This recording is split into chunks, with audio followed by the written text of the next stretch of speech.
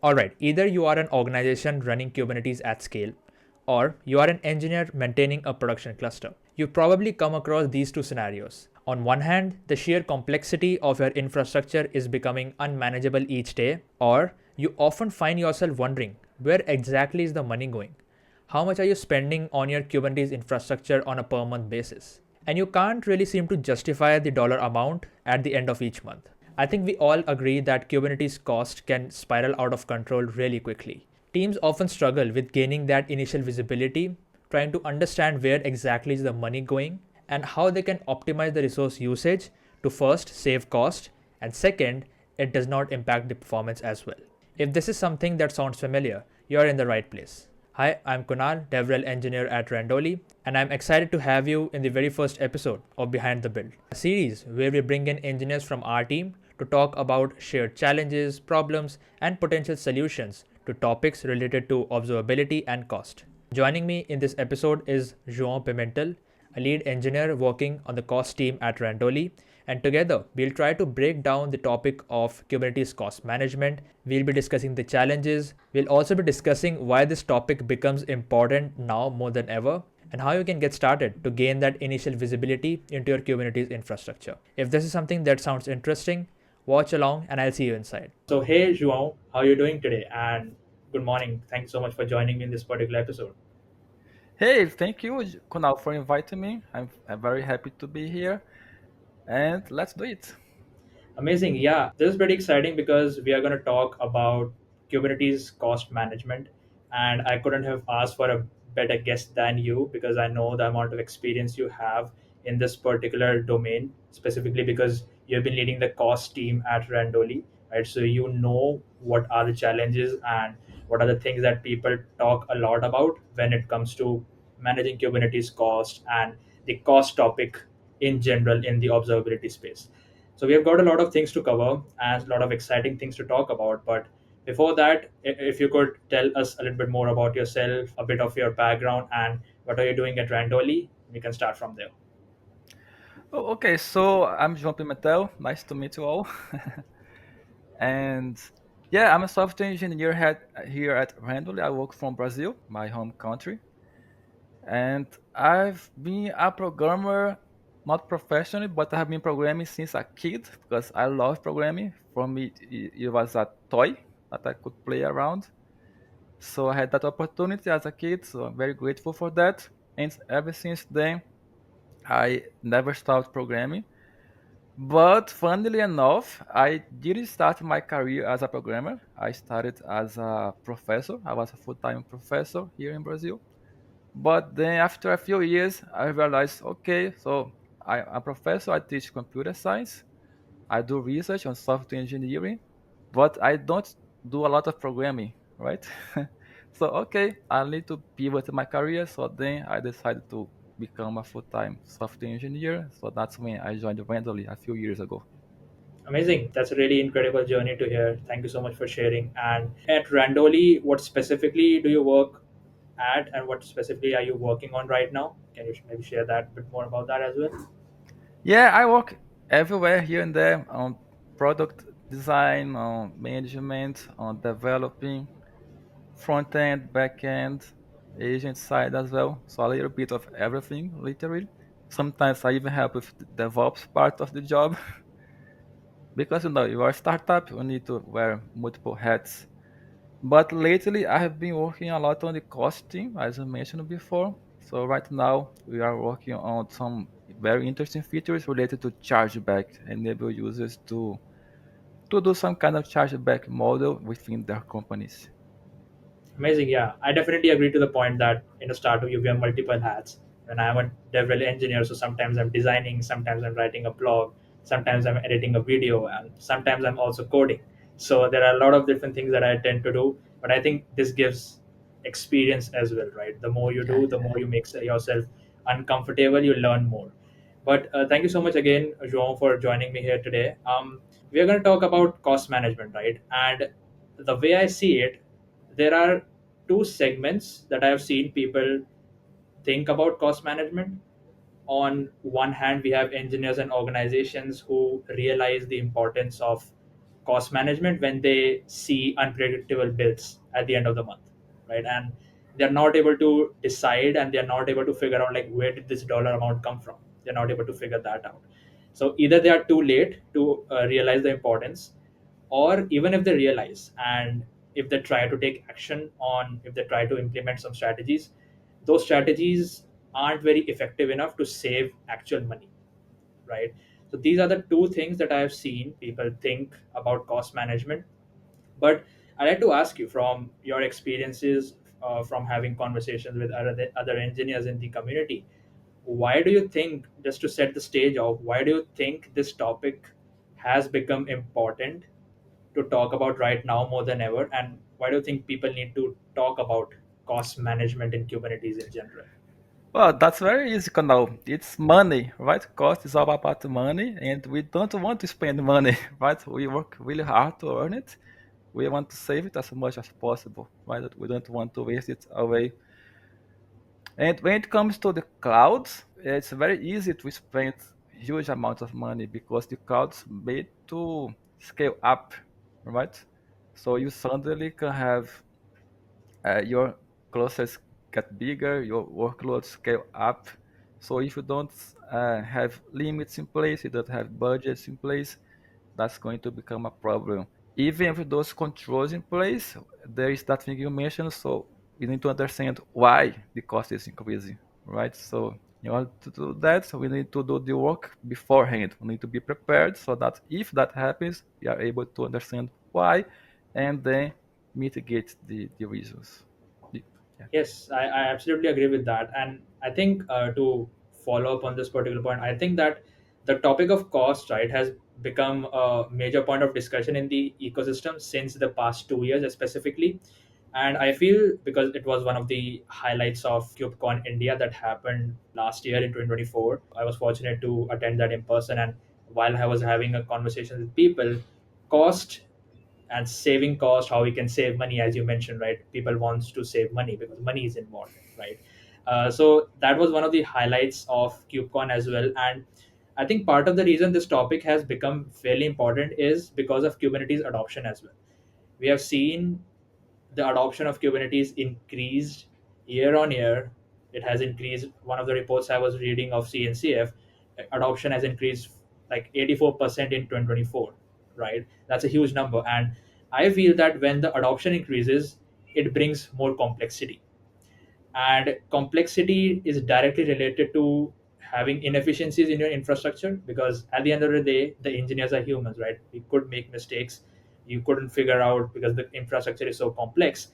And because of those inefficiencies, you're not able to track the costs, you're not able to see where you are spending your money. Is it really necessary to spend that much, right? I think everything is related, and that's why this topic becomes more and more important to talk about. And I think cost management is not just a financial concern. It's not just about saving money. I mean, is it? It plays a big part to that. But I think it's also about efficiency as well, right? Because if you know that where you are spending your money, if you know that, okay, this is something that we are not using, but we are being charged for that, efficiency is getting decreased, and over the period of time, you're also compromising your users. What do you think about this particular point? Would you agree? Would you disagree?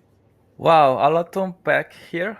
So Yeah. let me try to go step by step. You mentioned Kubernetes adoption, and you are completely right because the cloud vendors, if you go to their portals, they already have a lot of stuff in place to help you have visibility on the costs and have controls.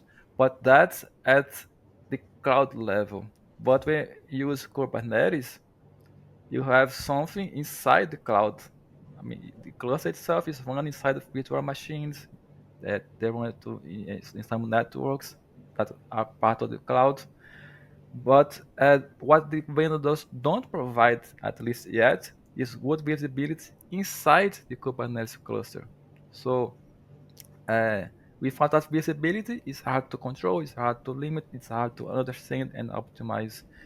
You also mentioned that it's not only a concern for on cost itself, but as a performance factor, right? And you are completely right because when we Yeah. talk about cost, we always need to consider the trade-off. Cost and performance, because you can very easily decrease the cost and affect performance, or you can improve the performance and also increase the cost dramatically. So it's a trade-off. You also need to search for a good balance between those two factors. Oh yes, I absolutely agree, and I really love that point that can increase performance, but you can compromise on cost. But sometimes it's like the other way around. Like you are, if you want more performance, you end up paying more than what you actually need, right? Love that point. Yeah, I definitely agree on that. So talking about cost management, right? I feel that managing cost in Kubernetes is more difficult as compared to traditional infrastructure.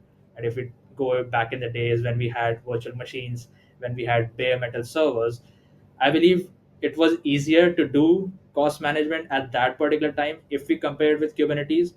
And part of the reason I feel is the amount of abstractions that Kubernetes has, specifically because if we talk about in managed Kubernetes, right? Because at the end of the day, the aim for Kubernetes as a tool was to simplify things for people, to simplify large scale deployments for people. And due to that, it has a lot of abstractions. And due to those abstractions, it makes it difficult to understand which resources are actually driving the costs, right? The second reason I feel, as I mentioned previously, adoption has increased complexity. So a lot of dynamic and changing environments, a lot of dynamic scaling of workloads is happening when we are talking about running Kubernetes at scale, which again makes it harder to predict and track the costs, right? Building on top of this point, according to you, when you talk to engineers, what are some of the common cost related issues that you have seen people struggle with a lot from an engineer's perspective and from an organization's perspective as well? I think we can have a discussion on this now. Yeah, from a developer's perspective, one challenge we see people face is that they don't know the impact of what they do. Right? Sometimes people develop the code, they test locally, they test on testing cluster or development cluster, but then it goes to production and they don't have any visibility how it is behaving. Is it scaling up a lot? Is it scaling down or not? Is it crashing? Is it having performance issues? The visibility that is easy to get is when users complain, right? Users complain, okay, it's too slow, we need to check that, and they uh, sometimes they need to interact with the DevOps team or SRE team in order to get that data. But when developers have access to that data, even on prod, then it is easier for them to take ownership of that, right? And keep both performance and cost under control. Interesting. Okay, so the first point that I definitely agree with and understood is lack of clear visibility, right? Because you can't really optimize what you can't really see. So you first need to have that clear visibility, and people don't have a clue of where the cost is Yeah. coming from. Yeah, and to further that point, if I don't have visibility, I'm going to be safe, right? So I'm going to set the request as high as possible to make sure nothing bad is going to happen with that workload. But if I have visibility, I can keep an eye and keep adjusting. Yeah, definitely. I think this is something that I've also seen. Just to play it safe, you can allocate more resources so that you don't have to worry about any performance issues. But it might be the case that that particular workload is actually not using those many resources, and you're paying for more than what you are actually using. I think this is a major concern that I have also seen a lot of people talk about. One is lack of proper visibility. Over provisioning is something that a lot of people talk about. We talked about right now. Just to play it safe, you give more amount of CPU and memory to it. That kind of Exactly. mentality, I think, that also is a major concern. And I think which is something interesting. You mentioned about chargeback, right? So lack of accountability is, I think, one of the other challenges to cost management, because in Kubernetes you have shared cluster resources, or two teams might be using a shared cluster, and you can't really attribute which particular team is incurring more cost, right? So the price has to be paid by both of the teams, even if one of the teams is using it. Yeah, historically, I think that's has always been the case. So before using cloud, people have on-prem service, right? So the company was going to pay.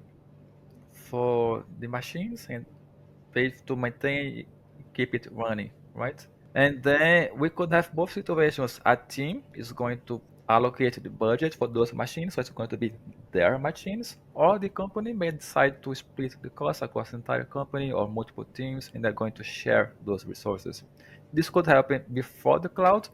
It happens now in the cloud. It also happens now in Kubernetes. We even have an interest case that one of our customers, one team had a cluster only for them. They wanted the cluster only for them, right? But then using our analytics, our cluster analytics features, the management was able to provoke a discussion and see, okay, we have this cluster all by yourself, you are using it, okay, but look at how much money we are wasting because that cluster is only being used by you. So if instead we allow other teams to also use that cluster, we are going to optimize, right? We are going to save money because that cluster is now going to be used by multiple teams, multiple workloads, and then since they are also using our chargeback model, they are able to show that, and also now that they are going to have that cluster shared, they'll be able to allocate the cost of running that cluster to the multiple teams that are going to use it. Really glad that you shared that real experience with the customer. And we are definitely going to talk about what are we doing at Randoli and building the product app insights, and what are we doing in the cost section as well. What are the features that we are working on? Because João has been directly involved in making all those particular features. But coming to talk about again the challenges, right? One of the challenge that I have seen a lot of people talk about, and because I have been studying a lot about the this particular topic in the past 2 3 months, is Kubernetes is a complex infrastructure, right? If you're using Kubernetes in production, it can become really complex. I mean, if you're using a managed Kubernetes service, the typical model that you follow is you pay for what you are actually using, right? But sometimes you may end up paying for what you don't use, right? So that is something which is called as unused resources or idle resources. You are not paying for those resources, they're just sitting there taking up resources, and you're paying for them but you're not actually using them. So do you think that this becomes a significant problem for especially companies who are using Kubernetes at scale? How significant is the problem of idle resources when it comes to cost management? Oh yeah, that's for sure a big issue sometimes.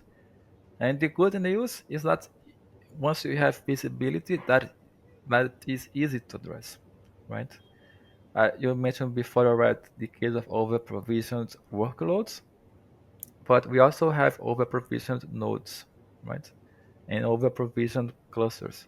So if you have visibility, if you have alerting tools, you are able to optimize for that. You can optimize your nodes, you can right size your nodes, you can change node types, and you can set limits on your cluster autoscaler. Definitely agree with you that is a big concern. Okay, so we talked about these different challenges, and when we are trying to implement an effective cost management in our organization, or what are the different challenges engineers are facing right now. But Jean, let's talk about solutions. There are a lot of strategies that organizations have been implementing. If you go onto the internet and if you read a couple of blog posts, by the way, we also have a few blog posts you can definitely check out on this particular topic of Kubernetes cost management. You'll find the link to them in the description below as well. There are a lot of strategies that you can follow to tackle problems of cost management. You can do right sizing, you can do idle workload detection. We can definitely have a session in the future to go in a bit more detail into these particular strategies. But I think the most important starting point is gaining proper visibility into your cluster, right? Because if you don't have that clear visibility, you can't really optimize your costs, right? One of the tools out there, and it's completely open source, and a lot of organizations have been using to implement Kubernetes cost management, is OpenCost, right? And it's a completely 100% open source tool for used by companies to manage and to monitor the Kubernetes costs. It has been in the ecosystem for a while now, and it has been used by a lot of companies.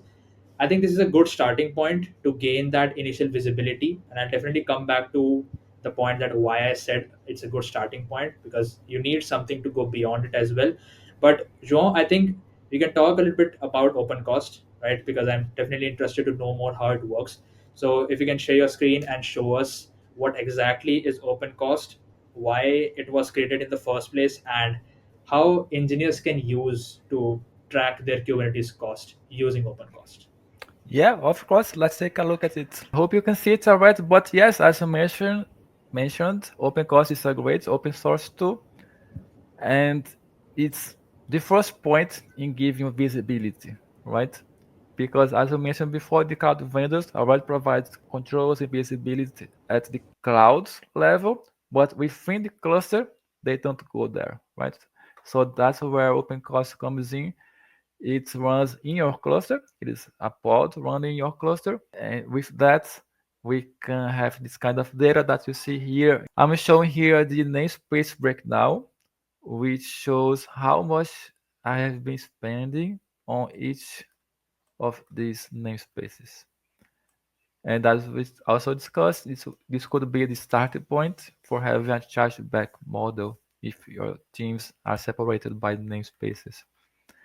And how does it get to this point? So what OpenCost does is it gets the cost of running your nodes. It downloads the pricing sheets from the cloud vendors, and then keeps track of your workloads, the pods that are running in your cluster. So by matching the cost of the nodes and the execution of the pods, how much memory and CPU and GPU they are requesting and actually using, we can have this data here of how much money each workload costs in each namespace. And what is really interesting, you can see here the first item is idle. What is idle?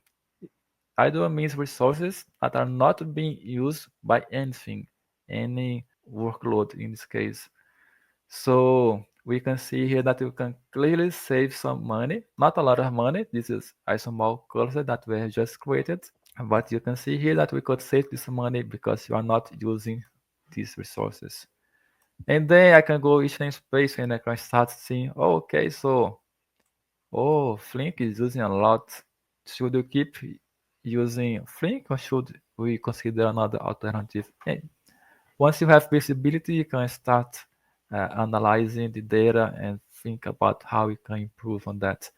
But that's just one of the breakdowns that are available. You can get the different breakdowns. Like I really like the controller breakdown that gets the pods cost, but aggregates up to the controller level, which are deployments, replica sets, stateful sets, and demo sets. But yes, again, we can see the idle cost, and we can see here workload by workload. We have the stateful set for kickoff, it costs this much. We have the breakdown by resource type, CPU, RAM, and volumes as well. The GPU data is not shown here in the UI, but it is available in the responses. You can go workload by workload and start to analyze their costs. And also, this is a very good insight from the OpenCost community. We have an efficiency value. Okay. Here it is overall efficiency. I myself I prefer to look into it separately, CPU efficiency and memory efficiency. But what is efficiency in this context? Efficiency indicates how much of the requested resources you are using. So if you request 1 GB of memory, but you only use 500 megabytes, then your efficiency is 50%. If you request 1 GB again and it uses 1 GB, your efficiency is 100%. And interestingly, it can go beyond 100%. Why? Because it can use more than what we request. Right? In Kubernetes, we have requests and limits. So it can go anywhere from below the request up to the limit. Again, if you request 1 GB, but you use 1.5 GB in practice, it's going to be 150% efficiency. This is really cool hearing about this and learning and seeing the amount of visibility that you get just from this single page just by connecting your cluster. I think this is a game changer, especially for teams starting with thinking about cost management, because here you are actually able to see which workload is costing how much, right? And make the necessary decisions according to that. But I think one misconception that a lot of people have is, okay, this particular workload is costing this much, so maybe if I reduce this workload, or maybe if I delete this particular workload, that would save me some cost. But that's not the case at all. The cost would get saved when you scale down your node, right? Or when you basically do cluster right sizing, right? So maybe if you can touch on this particular topic, like how is workload resource allocation directly impacts cluster right sizing, and what actually is important to save cost at the end of the day. You are completely right, Kunal. In practice, we don't pay to run workloads, right? We don't pay our cloud vendor to run workloads. We pay our cloud vendors to use their machines, right? The virtual machines. So even if I delete all of my workloads, if the nodes, which are the virtual machines, if they're still there, I'm still paying for that. I pay for what I request from the cloud vendor, not from what I use. If you want to save money, so you need to do both on tandem. You have to work on the workload right sizing, and potentially that is going to give you breathing space to do the right sizing on your cluster, on your nodes. And we can even see here, I really like this breakdown from OpenCost is the nodes breakdown. We can see each node here and analyze the efficiency of each node individually.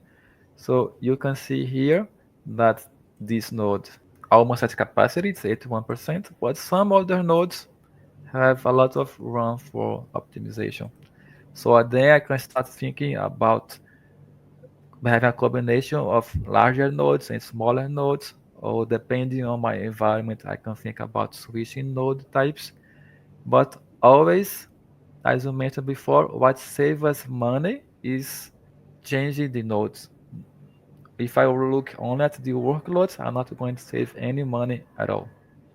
And of course, if you have autoscaler, a cluster autoscaler in place, if you reduce the workloads enough, it's going to scale down.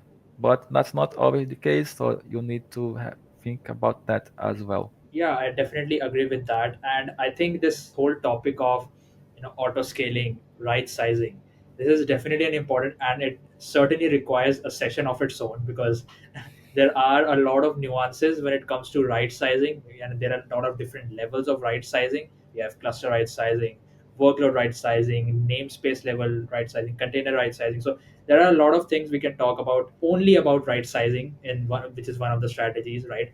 I think we can definitely have another session on this.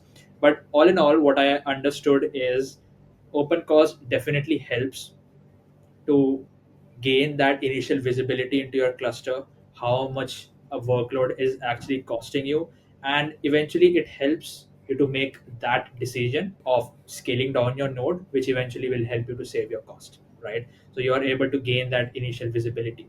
Now that we know what OpenCost can do, it's only fair to ask this question, that is OpenCost enough? Because let's say I'm an engineer from a company, we have used OpenCost to gain that initial visibility. Once you have done that, that's really good. You are already a step ahead of a lot of companies, but there is still work to be done, right? Because lack of proper visibility, that was the first challenge. We tackled that. Now we have proper visibility, but the next step is to apply, have some actionable insights to actually save those costs, right? Once you have that visibility, you need to do some optimizations, you need to perform some actions. And I believe OpenCost in its own way has some limitations when it comes to giving you those actionable insights, right? So, Jean, I would like to ask you, if an engineer, let us say, or if an organization decide to install OpenCost today itself after hearing this particular podcast, what are some of the key limitations do you think that they should be aware of from day one when they're using OpenCost?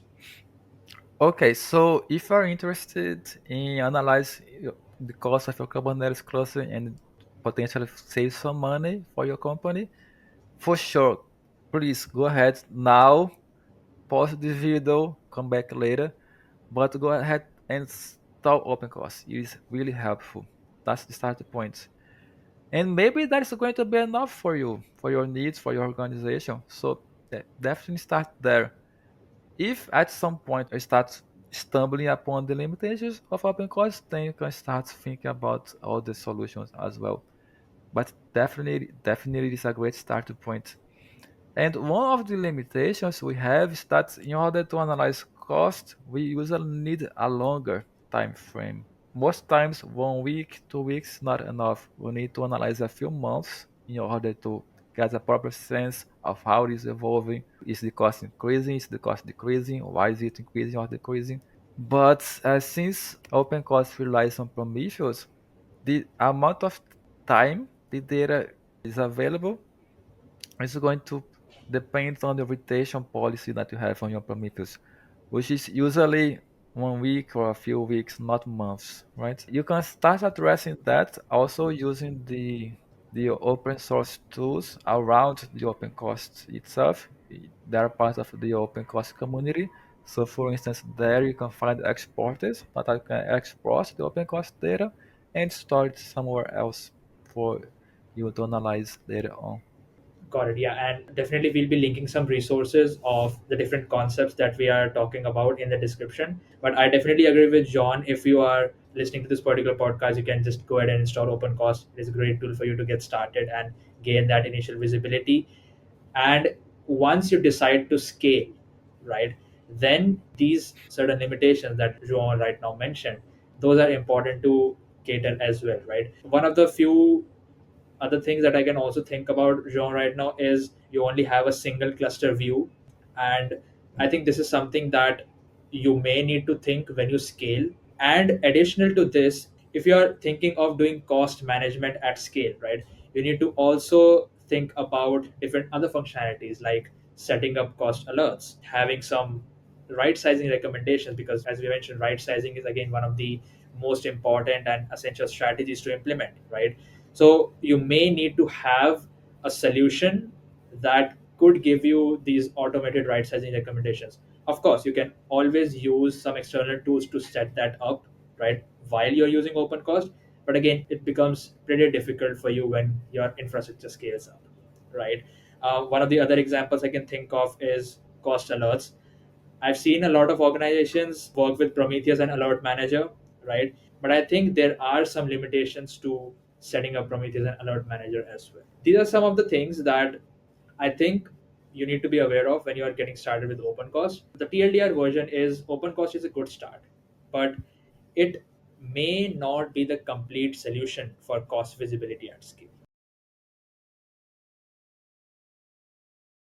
So the question is like, what can we do, and how can we go beyond open cost, right? How can we think of cost management at scale? That's where we'd like to definitely talk about how we can build on top of open cost. I remember, Joe, you mentioned that this is exactly what we are doing at App Insights, right? We are building on top of open cost, and part of the aim of this particular series, which is called as Behind the Build, is to help you all understand what we are trying to do to solve this particular problem, to solve the challenges of troubleshooting, cost, and observability, and what we are trying to do in that particular space. So, Joe, if you could tell everyone how App Insights takes OpenCost, extends its functionality, and just go beyond simple cost visibility, if we can touch upon that particular point. Okay, if you're using OpenCost and you start facing its limitations, you can build on top of it, or you can use another tool. There are multiple options available in the market. You can use another tool that works to complement OpenCost. And our tool, App Insights, is one of those tools. As you can see here in my screen, you can think, hey, this is exactly what OpenCost does, right? We have the breakdown, we have the date range, but we are start to have some more features here. So for instance, we have long-term storage. You can go and analyze the data from multiple months ago. You can have the different breakdowns. You can go use filters. You can use grouping. And you can look inside the workload. So this is the workloads breakdown. We have the different types of resources here. If I go in one of those workloads, I can click here and I can see a whole lot more data that's going to be helpful for you to analyze and optimize your workloads. You can have the efficiency of CPU and RAM separately, the current cost of running that workload, and the right size impact, because we provide the right sizing recommendations as well, which OpenCost by itself is not able to provide. So you can see here the current requests and limits on CPU and memory and the recommendation that we have for that. And we also show you how much money you are going to save if you apply that recommendation. We show a range of costs because, as you know, we have the request, which is the baseline, but we have the limits as well. So the cost is going to depend on where in that range your workload stays during the time. So we provide this range in order to be transparent to you. And we also provide here the data that shows why this recommendation makes sense. We can see here there is a huge gap between limits and usage, and you can also see usage is below the request, which is why we also recommend to reduce the requests for CPU. We have on top we have CPU, and below here we have memory. So that's already a huge benefit from using Epi sites instead of relying only on OpenCost. But as you also mentioned before, Kunal, OpenCost, I can only look cluster by cluster. If I have two clusters, I need to run OpenCost on one cluster, look at the data of that cluster, and I need to run OpenCost on the other cluster and look at the data of that cluster. In App Insight, we provide a single pane of glass in our overview and analytics pages where you can go aggregating the data across multiple clusters and analyze that together. We also have the notion of cost alerts, right? Again, cloud vendors already provide alerts and limits at the cloud level, but here, what is the difference here? If you have an increase like this one we had 6 days ago, we can go and understand where the cost increase comes from, which resources are driving the increase, and which workloads are driving the increase. And again, you can just click in the workloads and see the details for that workloads and try to understand what's happening there. And moving on to the chargeback, we can provide you the data at multiple breakdowns, but most interesting, we can add additional data on top of the workloads data. So for instance, if I have a breakdown by namespace, you can see here that some entries are classified as overhead, and we have three kinds of overhead costs tracked in App Insights. We have the idle cost, which indicates resources that are not used, which comes from OpenCost directly. We also have idea of overhead namespaces. So if you have namespaces like Cube System is a clear case, right? Cube System is there in order to have the cluster up and running, right? But who is going to pay for Cube System? Which team in your company is going to pay for that? Which team is going to pay for Argo CD? Which team is going to pay for the authentication that is used by all teams, if that's the case? So we enable users to specify which namespaces in their cluster can be considered overhead namespace. So I can quickly go here. I'm going to see all my namespaces, and I can say, okay, so let's say these Argo CD namespaces, Kafka, and also Cube System. They're all overhead namespaces. I can edit here, save. Then when I go to my reports again,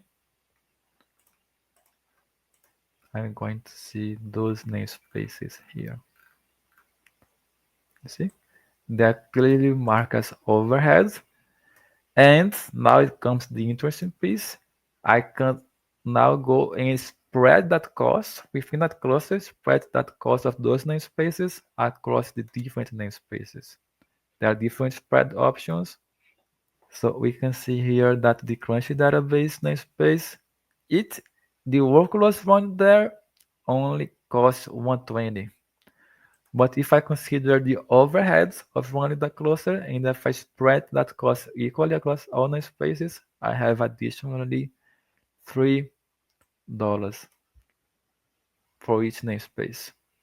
And I can do that proportionally as well based on CPU or memory usage in each namespace. But what this provides you is the ability to share the common costs across multiple namespaces for your individual teams. Like I said, namespaces like Cube System, in our case, Kafka is a shared namespace in the sense that it's used by all teams that work in that cluster. I showed you already the idle cost, which is a kind of overhead, the overhead namespaces, but you may also have external costs. Uh, for instance, the control plane that you need to pay in order to run a managed Kubernetes cluster in a cloud vendor, or you could have some tool that will run on your cluster that you need to pay a fee for using that tool. So you can add that as external cost here. You can specify the name. It can be a fixed monthly cost, or it can be a variable cost based on node count or CPU cores. Yeah, so you can keep all of that together within the same visualization. All of those three overhead cost kinds are going to be shown in the cost reports. I can relate to that particular point because we talked about one of the challenges being lack of accountability. Teams use shared cluster resources, and you can't really attribute that dollar value at the end of the month to certain teams. And I think a breakdown like this can really help you to do that at the end of the day, right? And where is the cost exactly coming from, and which team is using more than a certain team, right? So you can definitely make those kind of decisions if we have a breakdown like this. This is pretty interesting, Joe. So I would love to know from you, because we are talking about app insights. What's that one feature in app insights that you have seen most engineers find very useful in their day-to-day workflow when it comes to cost management? Answering your question, I think that is the thing that make our customers' eyes brighten the most, right? Because we can get some visibility from OpenCost. You can build your own tools to aggregate that and have some visibility across multiple clusters. But this flexibility we provide on chargeback model in order to see different breakdowns and provide the different visualizations of the overhead costs and how to share that or not share that depends on how you want to do it. Of course, you can always download it in order to analyze it with an Excel sheet or wherever you want to use. And we also provide an API. So we have our own cost API that you can integrate with. And from that, you can do whatever analysis and processing that you want in order to attend your cost management and FinOps needs. Amazing. Yeah, this is really interesting, John. Thank you so much for sharing about app insights. And I definitely agree that the more visibility you have, then only you will be able to implement the actionable strategies. And at App Insights, that's what we are trying to do. We are trying to give you the initial visibility that you need, and then we are also helping you to actually do something with that visibility, actually perform some actionable things to make the decisions which will actually save you cost. Thanks again, Jean, for sharing about App Insights. And I think we are nearing at the end of this particular session. We have talked a lot about Kubernetes cost management today. A lot of insights have been shared, but I believe one thing is definitely clear, that engineers and companies should really start thinking about gaining more visibility first when it comes to thinking about Kubernetes cost management. And as we discussed, open cost is a great starting point for everyone if you need that initial set of visibility. And then you can think about implementing actionable insights, right? And then you can think about moving towards optimizing your workload and optimizing your infrastructure. But gaining visibility is the first step there, right? So I think OpenCost is a great start. And of course, if you want to scale things up, you can definitely try out App Insights. We have a 30-day free trial.